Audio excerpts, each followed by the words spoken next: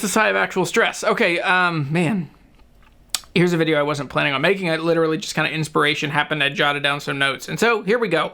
This video is about how to avoid the boom and bust of guitar collections. Most of us, you wind up with a bunch of guitars. They don't necessarily work together as a collection, but you have a bunch of guitars, and then all of a sudden the bill on life comes due. Whatever happens, 2 different times in my life, all of a sudden the bill has come due. So the first time we just moved to Louisiana, and my wife and I were trying to get started in life and get settled and planted. We wanted to buy a house, and I was working my tail off in a business development job, and so I wasn't playing much guitar, and during that time it just became easy, you know, when life got expensive. Well, we need to buy a car. Oh, we need to buy this other thing. Oh, we've got to save up for a down payment. So it was easy for me to just kind of clear space and sell some guitars. So that's when I sold a couple guitars that I wish I wouldn't have sold, and it was just, things were so expensive, and I'm making $25,000 a year. So it just wasn't enough then.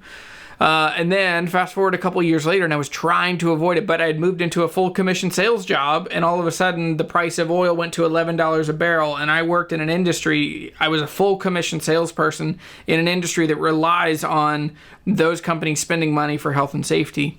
And so all of a sudden gas was super cheap to get to the places that I would ask customers to buy, and they had no money to buy stuff from me.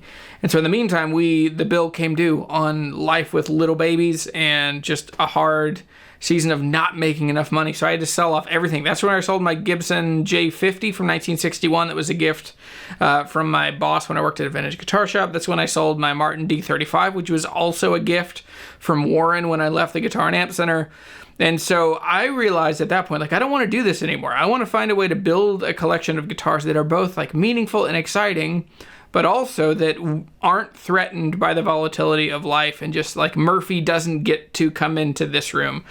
And so fast forward a couple years, I've been doing YouTube, man, for like 2 years full time, which I started right at the beginning of the pandemic. I left my full-time job and I went full-time with YouTube in February of 2020, which was so stressful. And the whole like vision of this channel has had to shift.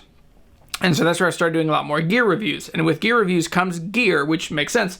But man, I'm just stressed out because look at this. Like when I look around this room, like I have a rack of guitars there. I have all these guitars and amps back behind me. I've got more on this side.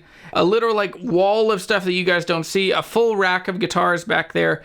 And then I have this. I have my workbench that up here above that is all of my pedals and stuff. In here I have just drawers and drawers. Oh, nope. I have a drawer of just pedals and other stuff.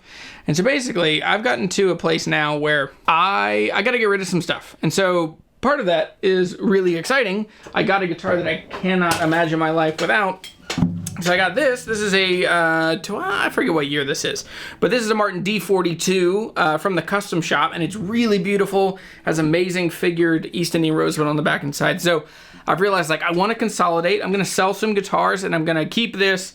And so what I'm feeling is, I'm feeling the urge in my life to simplify, condense, to concentrate my collection to where I have 5 or 6 or 8 guitars that do the job for me, and to really kind of back down just the amount of guitars that keep showing up in my world, because it's just, I know this sounds so entitled, but it really is stressful.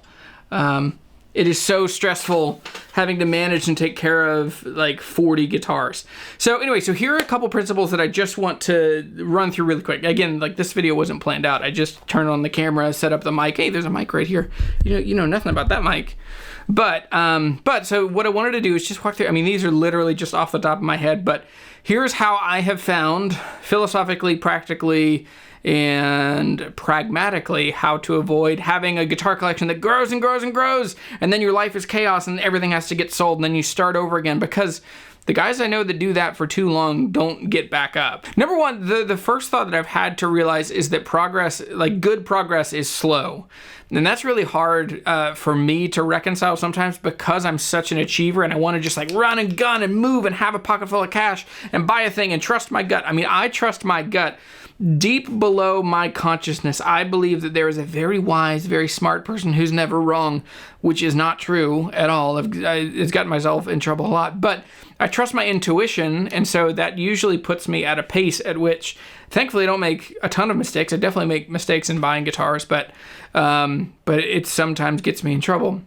it has most recently got me in trouble just having too many guitars. Like I have so much stuff that has to hang on, and I want to be a hoarder, but I also, this has to make sense and take care of my family. So there's a bunch of money just hanging out in here, but good progress is slow. And so that's the thing that I keep coming back to, is the reality of, like, in order for my guitar collection, for your guitar collection to work, you need to be a little slow and methodical and go to guitar shops and really understand what you want, and then save up money. And yeah, good progress is slow. What I have found is the biggest threat to people's collections is impulsivity.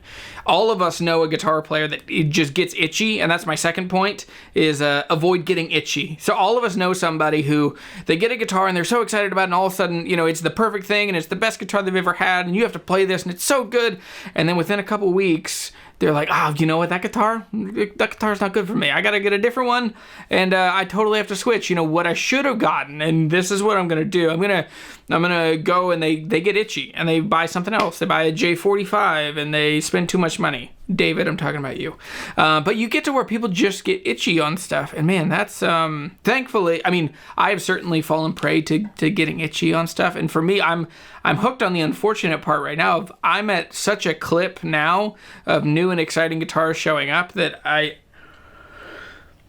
always think that the best guitar I have just happens to be the guitar that I waited and I watched the tracking and I sat in front of the house and I watched the security camera for when the FedEx truck showed up, and then I could get it and then I could open it and I could do it on Instagram Live. There's a whole other conversation about like my enjoyment of guitars and my public display of enjoying guitars. Like they are the same, but sometimes I just want to open a guitar by myself and not show it. And sometimes I do, and when I do, I feel bad. I feel guilty. So anyway, I think the trick to not getting itchy is to know when to like take a lap. Like, hey, if you got a guitar, I get the most itchy when I know that I have some profit on a guitar. When I'm like, oh man, I bought that Waterloo for $1,600 and I could sell that for $3,800, and I could buy, what could I buy for $3,800? I know when I get itchy is, for me, it's around like when I get the most profit. And so anyway, avoid getting itchy. Some strategies for dealing with that are, make sure you just take a lap. Like if you want to sell something, give it a week or two. Think about it, talk to your guitar playing friends if you have a community of people that you buy and sell or you just kind of care about. Instagram has become a really good community for that too. I talk people off the ledge a lot, and because I try to keep progress slow.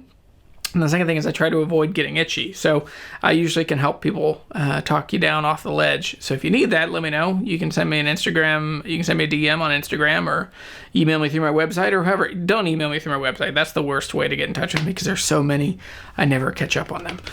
But yeah, don't get itchy. Number 3, and this is the one that I'm just now learning. And number 3 is you have to know when to say no. You have to set a boundary of like, hey, sometimes, yeah, it's a good deal, and yeah, you could get it right now, but it's not really the guitar for you, and it would take time and effort and energy. You know, if you're a guitar flipper and you see a guitar that you can make good money on, that's a little bit of an exception to this, but man, for me, I'm just now learning to say no.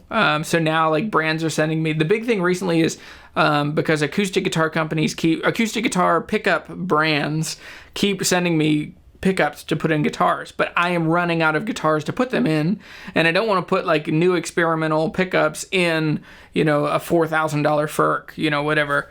So anyway, know when to say no, and I know that's not the same, like y'all aren't in the same place of getting pickups sent to you and that kind of thing, but I think if you are regularly cruising Craigslist or Facebook Marketplace or Reverb and you're looking for guitars, try and fight that impulsivity. And yeah, so all these flow together. Like learn, if you can remember that good progress is slow, don't get itchy, and then with that, don't get trigger happy when you're buying stuff. Just remember that you can say no, and that there are good deals coming because there are plenty of guitars out there, and there's so many guitar players that have entered into the guitar playing world. 16 million is a number I've heard from Fender. In the last 3 years, we've had 16 million people pick up guitar, which is just a jarring number. So anyway, yeah, lots of stuff will come back up. Number 4, and this is one that I wanted to put earlier, but I'm going to put it now. Do not follow the YouTube trends. Do not responsively jump in and buy any pickup or any pedal that like Josh Scott talks about. And I love Josh. I have a ton of respect for him. But I think, and he will own up to, like, it's an unfortunate consequence of just, like, them talking about stuff. But every single time they talk about an old pedal, like, you know what's really cool is this Ibanez or this Digitech or whatever that pedal is, and then those things shoot up in value. That's a thing that I've wanted to talk about, that I've put into a couple different video ideas, and it landed in this one. I wanted to make like bad advice or things you can say that would make you lose money, but I just couldn't figure out how to package that idea together in a video. So in this one, like, how to avoid a boom and bust, like, don't buy stuff when it's the most expensive it'll be in the market. So, like, don't buy a Klon now. I mean, that you're a couple years past that, but, like, you know, all of the others, like people just catching on to Martin Golden eras, or people just catching on to Guild D55s and F50s and that kind of guitar. I mean, those will quickly become unobtainium. And as YouTubers and influencers talk about them, because I fall prey to this one more than any of the others. Somebody puts out a video, like Rhett will put out a video about overdrive pedals, and all of a sudden I'm like, oh my gosh, I need another blues breaker. I need a fuzz pedal. I don't have a fuzz pedal. Like, it's easy to watch YouTube and to respond with money coming out of your wallet, and that's that's a bad idea. Don't do that. Number 5, I think the last one, and you can see where my brain was kind of going with these. You need to look at your guitar collection, all the stuff you have, and then actively refine it and condense it. Anything that is not meaningful and you would want to have forever probably needs to go away pretty quick. And so this is where I think you need to practice minimalism.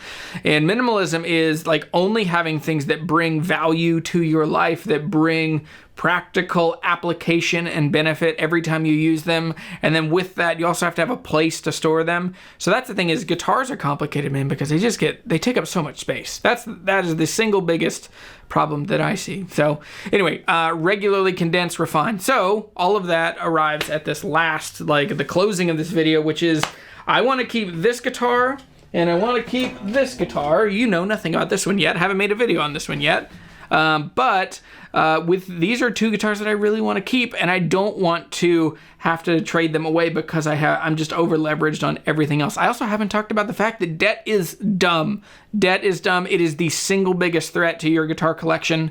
And so, like, I've not borrowed any money to do any of this. And so that's where I think you really have to be careful when you're borrowing money to buy guitars, because they're a bad investment, you know, like just on their own.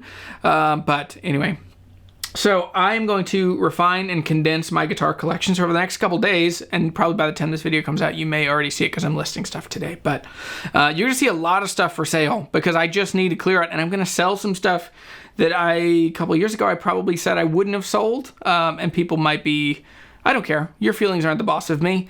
I just need to sell some stuff because I want to keep this. I think that I'm going to sell my Huss and Dalton TDM to help clear some of the cash back out of this one.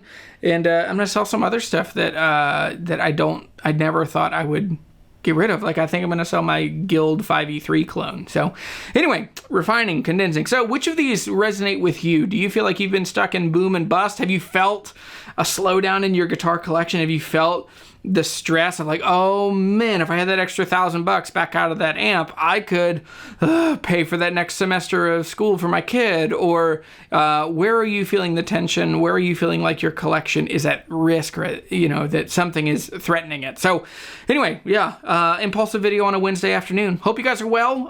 Also, there's a coupon code. I'm selling all the t-shirts, 25% off. You use, what is the code? The code is SHIRTS. Capital, all caps, SHIRTS. Almost said Z.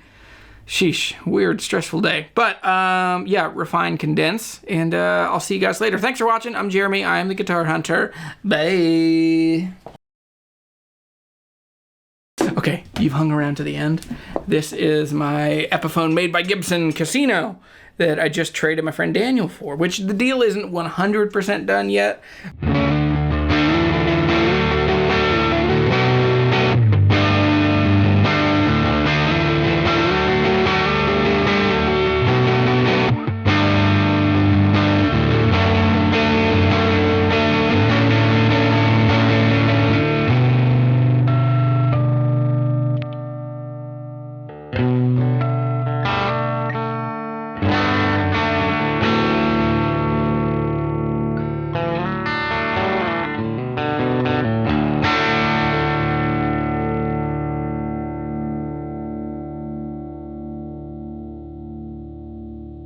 I traded in my Nathan Wright Jumbo. It's not really a Jumbo, but it's like an AJ, that maple back and sides round shoulder thing. But this thing sounds so good. P90s, shorter scale length, 24.5-inch scale length, no center block, made by Gibson in Nashville. And this guitar is hummin' wonderful. This is one I want to grow old with. I say that a lot, but I've wanted a 330 or a Casino, and I think as I'm looking at how I stratify my guitars, because most of my guitars are Telecasters, big, bright, bitey, aggressive things. I've wanted something warm, jangly, smooth, super clean, but also has some bite and breakup. So this thing wins. So anyway, glad you hung around. See ya!